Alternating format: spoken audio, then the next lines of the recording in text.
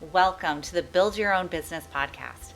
My name is Lauren Lomsdale, and I am a serial entrepreneur who has started, scaled, and grown several businesses over the past 12 years. And together with my husband, we have helped hundreds of clients do the same.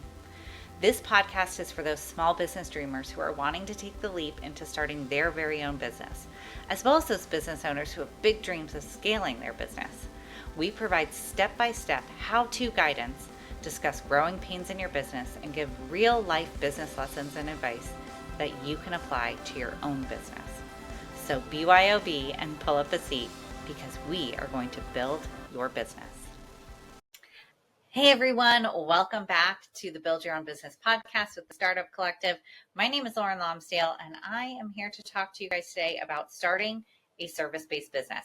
This obviously is my bread and butter. I've been a service-based business for several years now, and it is what I do with most of my clients are service-based business. I do have a couple product-based, but most clients are service-based, and this is what we do. We build businesses from the ground up, a service-based business. Now, what is a service-based business? This is basically anybody who offers a service that is not a tangible product at the end. This can include things like contractors, hairstylists, building contractors, like that, because that even in and of itself, even though you're delivering a product, it's not something that you are selling to them. When in the purpose of what we talk about at the Startup Collective, sorry, somebody's messaging me on Facebook. With the purpose of what we talk about at the Startup Collective, the product-based businesses are really the e-commerce-based business, right? Or like you're selling a physical thing that you are shipping and mailing to somebody. Service-based businesses for us are things like life coaches and web designers and virtual assistants and business consultants, things like that. These are really like digital, virtual-based businesses. We also go into creative-based businesses, which that's what I was talking about when I said like building contractors and nail techs and hairstylists. These are people who provide a service. It's a tangible service that at the end you get something physically in your hands, even your hair or your nails, or your photographer or something like that. But the way we organize it at the Startup Collective when we're talking about building these businesses, the tech stack behind it is a little bit different for the service-based business that is completely virtual versus the creative-based business, which is in person usually, and you're not ordering a product online, but you're getting a service that is in person. So that's where we kind of differentiate. So today we're talking about those service-based business. We're talking about the consultants, the coaches, the web designers, the freelancers, those people. So if you are these people, this episode is for you. If you are e-commerce or you're more like the hairstylist, the tech, the nail tech, the photographer, the building contractor, the creative-based business is for you. So go take a look at those episodes. If they're done yet, at the recording of this one, this is the first one, so not done yet, but they will be done soon. Okay, so today, talking about service-based business, I'm going to kind of give you an overview of what we're going to be talking about today. You might want to get out a pen and a piece of paper to write these things down and go over some of these things. But this is all the stuff that we talk about in our courses at the Startup Collective. We deep dive into how to do these things, how to create these things, design, set them up, organize them, whatever we're talking about. This is what we deep dive into, but this is what you're going to need to get started in your service-based business. So get out a pen and a piece of paper. We're going through 7 or 8 different things, and it's going to be pretty intense information. So let's get started. Okay, something we talk about in all of our courses at the Startup Collective, whether you're product-based, service-based, or creative-based, is getting your LLC or your EIN. And what that means, do you need one? Do you not need one? Where do you get started with this? And we talk about that for all courses, all components, but that's all a little bit different based on the type of business you have. When you are a service-based business, the question to do I need an LLC is a maybe. Many people will tell you you should get an LLC no matter what, because an LLC, it keeps you from being liable to your personal assets are not liable if someone were to turn around and sue you. Any legal action, they can't come after your house or your car or anything that's personal. They can only come after your business assets. But some people prefer to say sole proprietary from the beginning when it's a low risk business, and when they're just not making a whole lot of income, because there are costs to an LLC, to your state. There are costs to forming the LLC. There's all sorts of additional costs, and in some places it can be pretty expensive. For example, if you're in California, it could be hundreds and hundreds of dollars for you to have an established and to establish and keep your LLC every year. And so if you're just getting started, you might be like, I'm not ready to do that yet. But for some businesses, it's kind of a must. If you are a life coach or a counselor or something like that, sometimes having, or not sometimes, usually an LLC is a good idea to get from the beginning, because these are things that are personal to people. These are things that people could say, you did XYZ or gave me this advice, and now my business, crashed or whatever. And it may have nothing to do with you, but they feel like the advice you gave them or the direction you gave them was, wrong and caused harm to them. They could, turn around and sue you. So you want to keep that in mind. But if you're a low risk business, you're a freelance writer, you are a freelance web designer, you are trying to think what else might be like low risk, a graphic designer, nothing that's going to cause harm to somebody necessarily. You might be like, you know what, I'm just getting started. I really don't have the capital to pay $400, which is not that expensive in every state. Every state's a little bit different. I don't have the capital to pay for that right now. I want to stay sole proprietary. Totally fine for you to do that.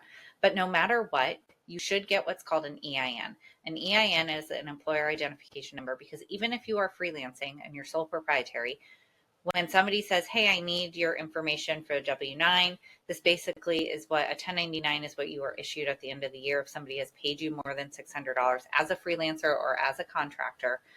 If they need that and you're sole proprietary, you don't want to give them your social security number. So an EIN is completely free. You can get this through the IRS website. You don't need anybody to do it for you. There are things when you Google it, they'll be like, oh, you can pay us, we'll set up your EIN. You don't need to do that. Your LLC, on the other hand, is something that you generally will pay for, and it depends on the state in which you live.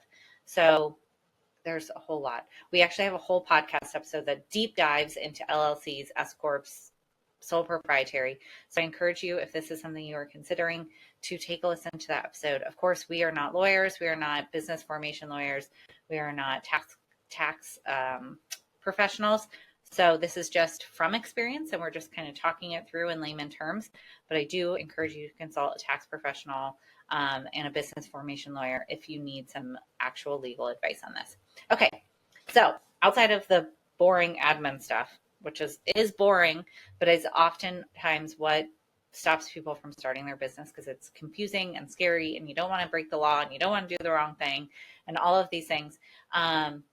Outside of that, the building your actual business, the nitty gritty of taking this idea you have and bringing it to execution, this is the fun part. So we're going to leave all that boring admin stuff out of it for right now. That's a whole nother podcast episode. That's a whole module in our course. But for now, we're just going to talk about the fun stuff and deep dive into that. So let's get started. Okay, so the first thing you probably are going to do when you have a service-based business is think about what you want to call it. This is your branding. What's the name going to be? What is the logo going to look like? What are the colors going to be for your brand? And this can be hard for people to do. Some people will immediately know what they want to call it. They will look up their domain. They will see if it's available. They'll purchase their domain and they'll get started on their branding. For other people, this takes time. Do you want to go with your name and it become a personal brand? Do you want to be the face of this brand? Do you want to give it an official business name? So you're kind of removed from the business, and it's not you, it's the business, right? And this really depends on where you want to fall in. If you are a coach or a consultant, many times, if it's just going to be you, many times this is your name because it is personal to you. Other times, if you are, let's say, a web designer, maybe you're not interested in making it your name. You want to have a business name. Maybe your dream is to bring other people onto your team, or you want to start an agency or a marketing firm. You may call it a name, give it a business name.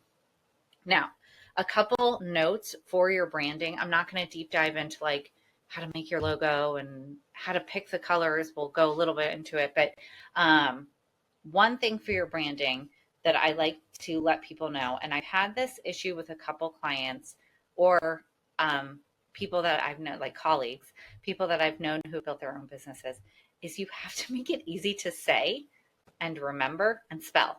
If you make it something that is complicated for people to spell, when they go to put your URL into their web browser, they're not going to know how to spell it. They're not going to know how to say it. It's going to make them, if people are asking for, hey, do you have a web designer in mind? And they can't say your name, it's going to be much harder for you to get that business that might otherwise be easy. It seems silly, right? It seems like, what's the big deal? But I've had people who have used the word kaleidoscope in their name, and that's an intense word. Like, that's hard to spell.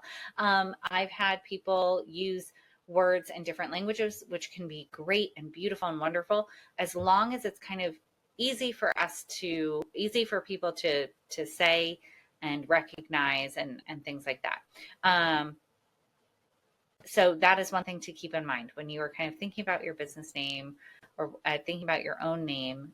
Is this something that people can utilize? My maiden name is Kobira, and if I used my maiden name for my business and I made a laurenkobira.com, trying to get people to figure out how to spell Kobira is not the way it sounds. So, that would be harder. Lonsdale is a little bit easier to do. So just keep that in mind when you are building your business. That's kind of like a pro tip. And then the other thing I want to talk about with branding is that two other things actually. First thing is your colors. People will often choose colors for their brand that they are attracted to, that they love. This is not always the case for your branding. When you do branding, especially for a service-based business that is going to be intertwined into either people's business or their lives, you really have to think about who are you targeting, right? So if you love bright colors, you love pinks and yellows and purples, and that's what you gravitate to, and that's what you wear on a daily basis, that might be great for your brand if this is your personal brand. But if you love these bright colors and you really want to target luxury brands or male dominated fields, those might not be the colors for your branding. So the branding colors are really not necessarily about you. They're more about your target audience. And sometimes those things can be combined, they convalesce. I don't know if that's the right word, but they come together because your personal brand is your target audience, or your personal, the colors you like are part of what your target audience is. But sometimes it's not. So for example, health and wellness spaces often use neutral colors, right? They use the sage greens and the olive greens and the beiges. And then when you think of luxury brands, immediately you're drawn to gold, black, dark blue. That's what luxury brands usually kind of go off of. Now, to look up your colors, a great way to do this is to go onto Pinterest and type in whatever colors you're thinking of, blue, green, yellow color palette. And this will bring up color palettes in every way, shape, and form around those colors. It won't just be your primary blue, green, yellow. It will be bright colors. It'll be more muted colors. It will intermix other colors that you may not have even considered as part of your brand. And this is a great way to kind of start generating those ideas of what you want your branding to look like. Do you want it to be bright and colorful? Do you want it to be more neutral? Is this really the color palette your audience is looking for, and that you're going to be attracting with these colors? It's really, really important. Another thing to keep in mind with your branding is, what is this going to look like on your website? If you have all just bright colors, your website's going to be really hard to read. You can absolutely have pops of color, and that can be really valuable based on your audience, but you're not going to want to have red, yellow, and lime green for your website, and those are the colors. It's going to be too hard to read, too hard to see. You're going to need to add some darker colors and some neutrals in there to really make your website legible. Legible is not really the word because it's not written, but able to be read and looked at and seen easily. And that kind of brings us into your typography. This is basically your font. We have a lot of, or trend wise, what has been seen in the last couple of years is a lot of the script font, which looks like the handwritten font. This is beautiful and fun and really can show, especially if you're a feminine based brand, really can show the femininity of your brand and attract those types of clients. But when we're talking about your website or some of your marketing materials, those fonts can be really difficult to read. So they're best used for maybe part of your logo, but not the whole thing, especially if it's a really difficult font to read. There are a million fonts out there. You do not have to pick what's in Canva. You can look at Adobe fonts, you can purchase fonts. There's a million different fonts out there. And I highly encourage you, again, to go to Pinterest, type in, different font combinations. You can say serif, which is basically that has a little tick on the end. Sans serif means it doesn't. And then you have your script fonts, and you can look up font pairings for this type of brand, and it will pull up font pairings for you. And again, this is something you're going to want to keep in mind for your branding, because your website is not going to be able to read some of those script fonts, and you are going to want to make sure that you have fonts that are easily read. They might seem boring, they might feel boring, they don't have to be, but you're going to want fonts for your website, for your marketing materials that can be read really, really easily, because when somebody can't read your website, they're going to click out of it. When somebody can't read your social graphics, they're going to keep scrolling. So just keep that in mind as well when it comes to branding. Okay, so let's move on to the next thing, which one more thing about branding that I almost forgot. When you are first getting started with your branding, with your business, you're probably going to go to Canva to create your logos or something like that, Adobe Spark, something like that. Totally fine. Those are legally, you are allowed to use those for your website, for your marketing materials. There's nothing that says you cannot use what has been templated in these design platforms for your actual business. But one thing to keep in mind as your business continues to grow, if you do start off with a Canva logo, you may end up hiring a professional graphic designer down the line if you can't do that right now. The reason being is that because Canva logos, Adobe Spark logos you make with AI are not copyright eligible. You cannot legally trademark or copyright your logo that has been made using a template. And so technically somebody could come in and use the same exact logo as you without any legal recourse or repercussions. So that is something just to keep in mind for your actual logo design. Canva is a great place to get started. Highly recommend it. It is what we go over in our course, because I don't teach the full graphic design. You would hire somebody for that. But we do go over the logo, basic logo design, what that can look like for you, for your brand. Okay. So next thing we're going to dive into, kind of what we ended up on just a minute ago, was the website and how to make this website work for you. So we're going to talk about the different website platforms that you may want to consider as a service-based business. So I talked about this in my Startup Collective Facebook group during a live video a couple weeks ago, where I talked about all the different website platforms and which website platform is probably best for you based on the type of business you have. So if you're not part of that group, you're welcome to join. The group is linked here in the show notes for you. And so you can join us over there and watch our live videos. If you're not in that group or you're just interested in learning more about it, we will have a podcast. Our other podcast episodes for product-based business and creative-based business will talk about the website platforms best for those businesses. But for our service-based businesses, what I usually recommend for you all is WordPress. And WordPress makes people who are new to web design a little nervous because it feels like it's going to be the most complicated. And in terms of design-wise, yes, it can be very complicated to use. But what we teach over at the Startup Collective, we make it a little bit easier using a drag and drop theme builder called Divi. And it's really, really simple to use for novice people who are novice to web design. If you do not have the capital to hire a web designer, I recommend WordPress, or even if you do, and your web designer is asking you what platform you want to be on, I do recommend WordPress for a variety of reasons for service-based businesses. But one reason is because service-based businesses often have a ample room to grow. And they're usually at the very beginning, these business owners are not quite sure what that growth is going to look like yet. And so in WordPress, you have tons of opportunities for integrations and third-party platforms and all sorts of things that can really help your service-based business grow. And so that's why I recommend WordPress, because usually these people don't have an idea of where they're going to go with their business, or what, different streams of income they're going to offer, or how this might grow in the future. But having WordPress allows you to have these different integrations. Let me explain what that means. So in WordPress, unlike other website platforms that we talk about for product-based and creative-based, WordPress is on its own, it's not self-proprietary, meaning that you can choose who you host with, the server in which your website lives on. And WordPress doesn't care if you use third-party plugins or third-party integrations, meaning it doesn't have to be organic to WordPress. However, for some of the product-based business website platforms that are best for them, like Shopify, or for creative-based businesses, usually I recommend Squarespace, although they could also use WordPress. Those ones don't like you to use third-party plugins.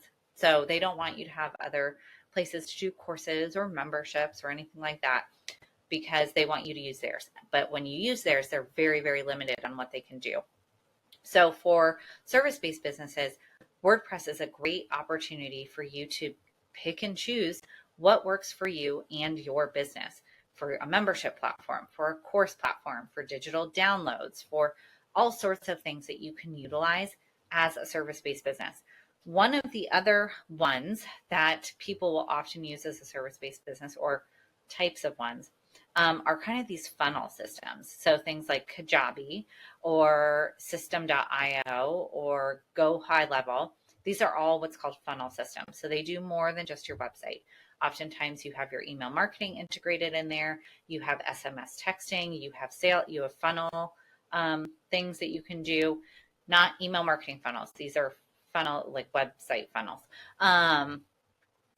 And I feel like I don't want to complicate it for anybody who might be confused about what I'm talking about, but these programs are kind of like your all-in-one.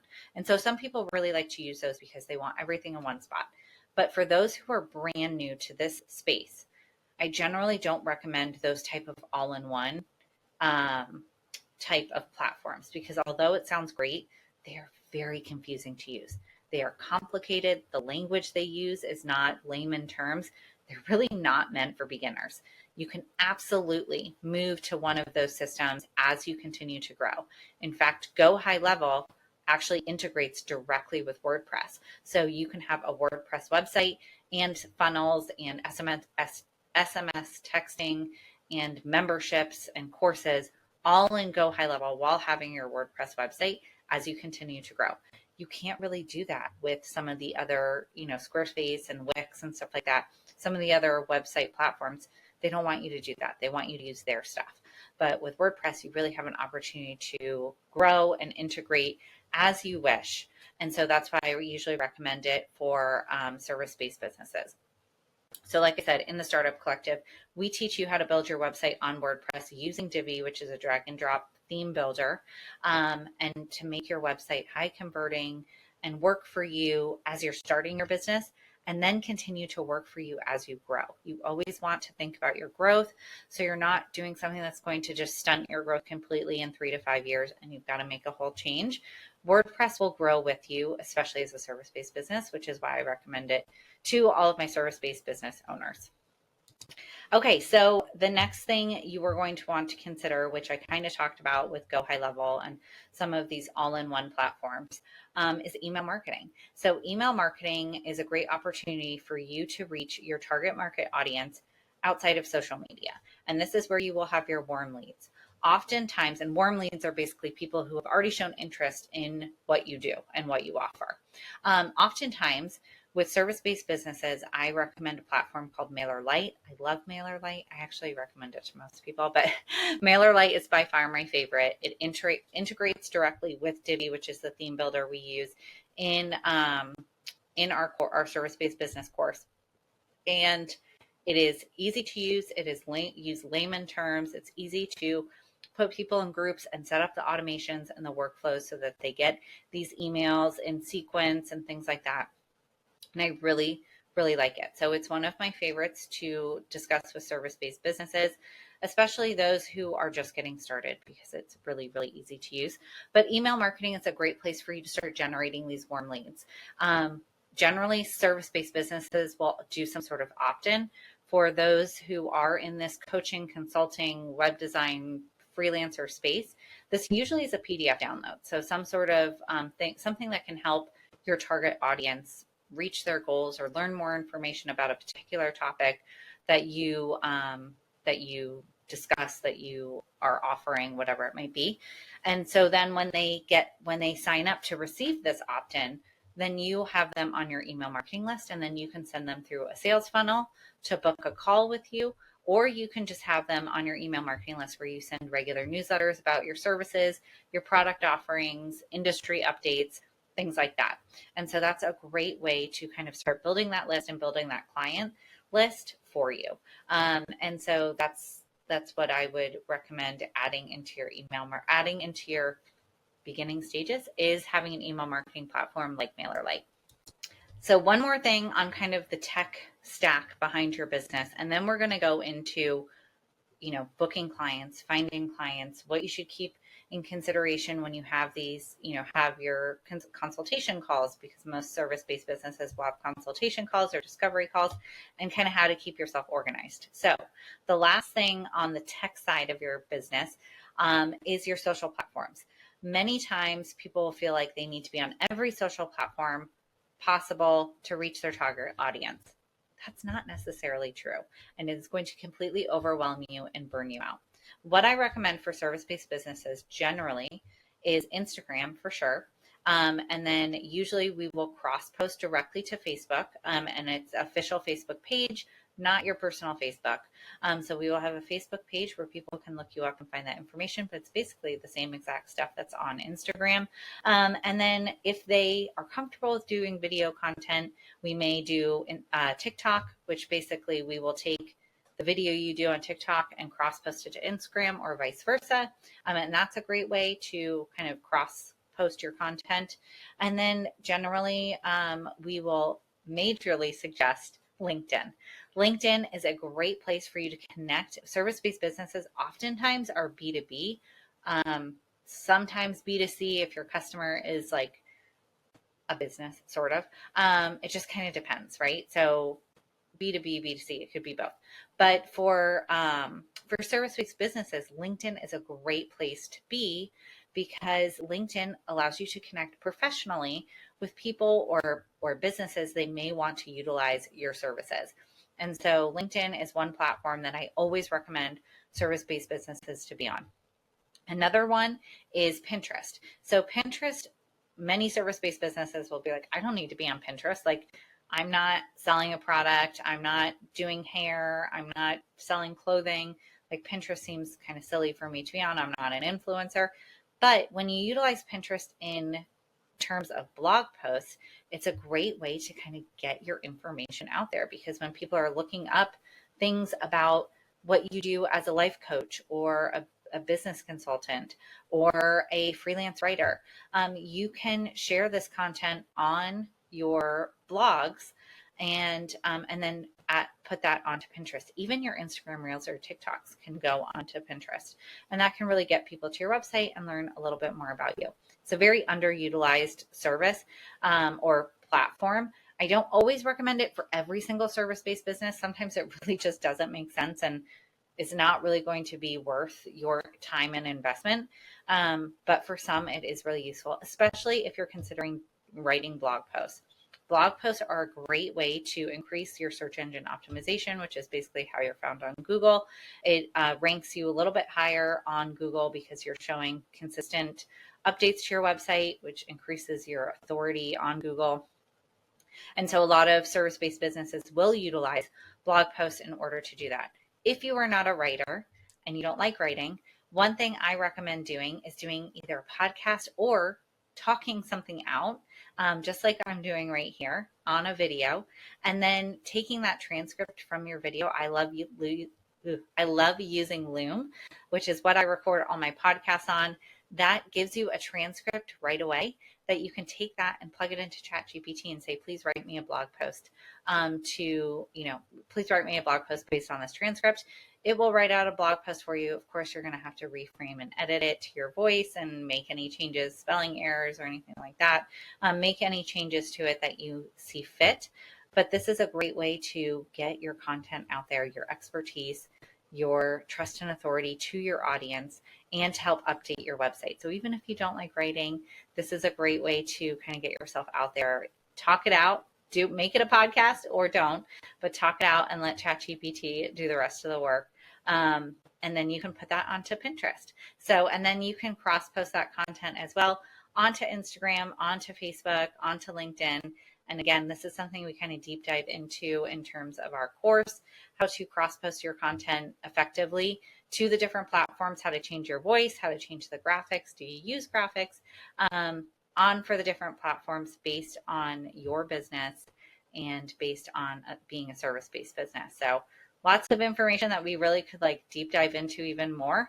But in terms of social platforms for service-based businesses, I recommend Facebook and Instagram off the bat, LinkedIn generally off the bat, and sometimes Pinterest, depending on what your business is. So let's get into kind of the actual part of running your business, which again, I don't have the time to I could talk about this for days on end about how to organize yourself and how to actually run your business, But I'm going to talk about a few things that you're going to want to keep in mind as a service-based business that you're going to want to start thinking about when you get your business started.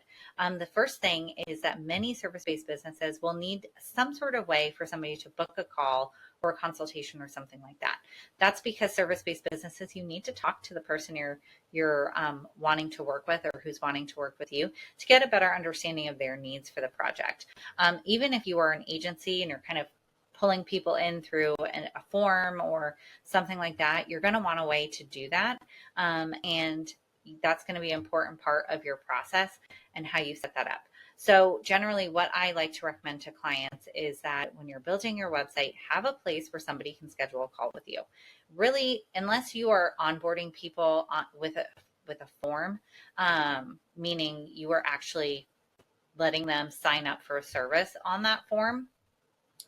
Many times VA agencies will use forms or something like that to onboard clients or to start services with a client. And they will fill out that form and get more information that way before they meet with them, if they do at all. But outside of that, you're going to want to actually speak to this person. So instead of having them fill out a form that says, hey, I'd like to schedule a call with you, just let them schedule the call with you. This allows them to make a commitment right away. A lot of people will book a call with you based on being spontaneous. Okay, yes, I absolutely need to do this. Let me just do it now and not, push it off to the side again. But if you have them send you an email first, that spontaneity might go away. They might be like, now I don't know anymore. Maybe I don't want to do this. But if you have them book a call, they have to actually cancel the call to not take it with you, or ghost you, I guess. But, cancel the call, which is a lot more than just, not booking it in the first place. So it is a great way to kind of work off of people's spontaneity and urgency to have them just book a call with you. So there's a couple different platforms that you can do that. Calendly is the most popular, really easy to set up. They have a free program for that. One platform that I like to use, because I use it for my contracting and invoicing, which is another part of service-based businesses, is HoneyBook. HoneyBook is what's called a client relationship management tool, or customer relation management tool, whatever you want to call it. But here I have a form on my website where somebody can, or not a form, but a calendar where somebody can book a call with me based on my availability. They book a call with me directly, and then I have that sent to my email with their information, what time the call is, and I ask them to put a little bit more information about their project. And then I have that right away in my calendar, and I have them book a call with me. From there, I'm able to send a proposal from their HoneyBook account I'm able to send them a contract when we have agreed on the proposal, and I'm able to invoice them all from HoneyBook, and it all is in one place. So I really, really like using HoneyBook for that because it keeps everything together versus them scheduling a call with me on Calendly, and then I have to send them a proposal separately, and then send them a contract separately, and then send them an invoice on PayPal, which doesn't look very professional.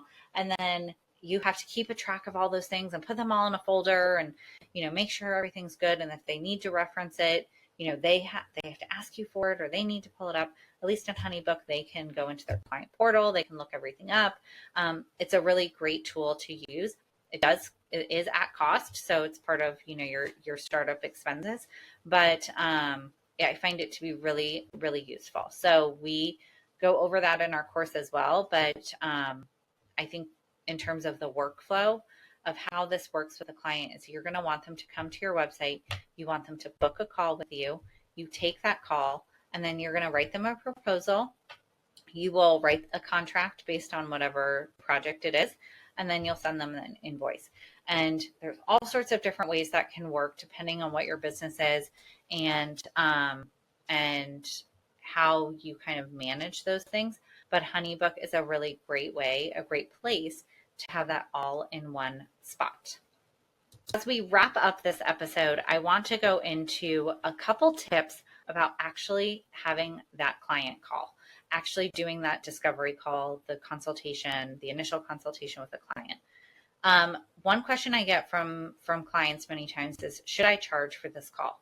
Generally, I say no, because this is not a point. You don't want to already make somebody feel like they're paying you just to talk to you, unless this is a actual official hour-long consultation where you are talking about whatever it is for your business, actual marketing strategy, or you're giving an actual coaching session.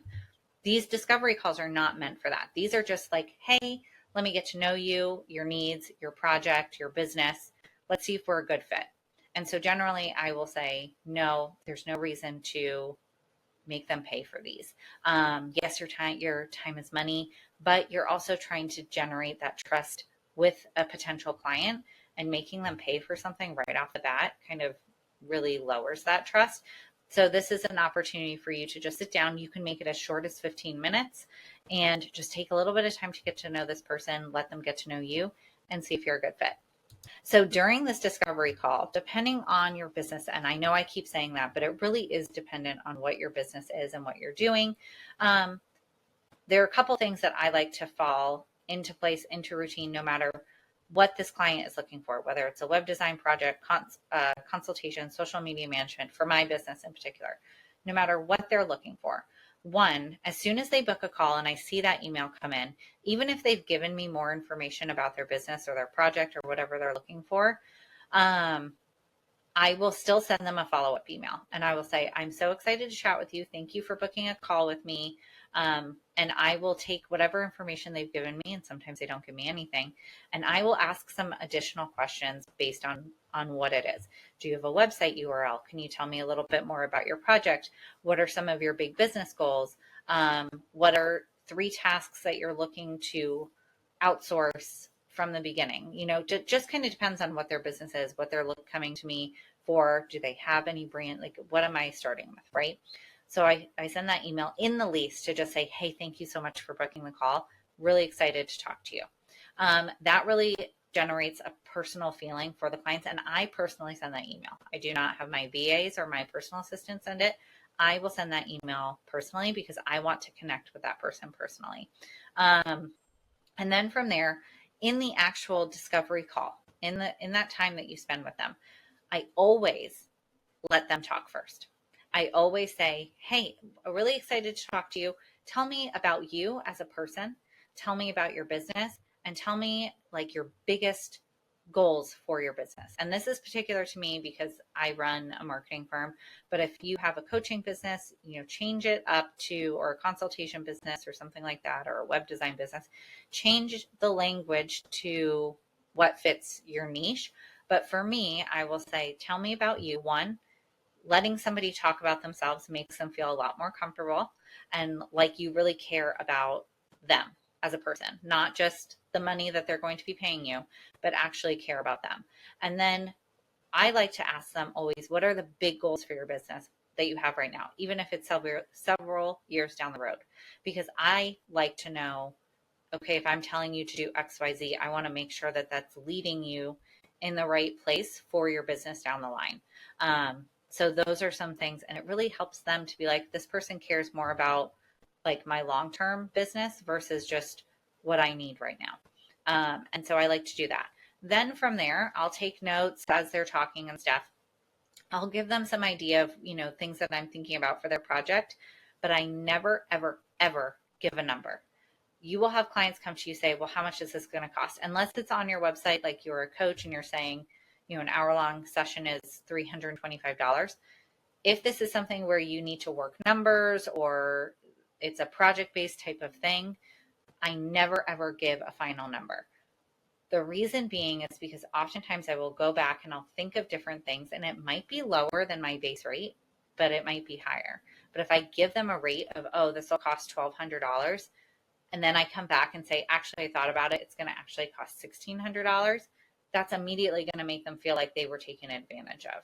And I don't want to do that. So what I say to them is, if they are insistent, I will say, I'd really like to go back, give me a day or so to think about this and figure out what's best for your project. I will send you a formal proposal that will go line by line, talking about exactly what you need, what this proposal means. And I actually will send a Loom video, talking them through the proposal to alleviate the need for another meeting or for questions they have. And that's like one of my biggest pro tips from booking calls, or when you do take a call.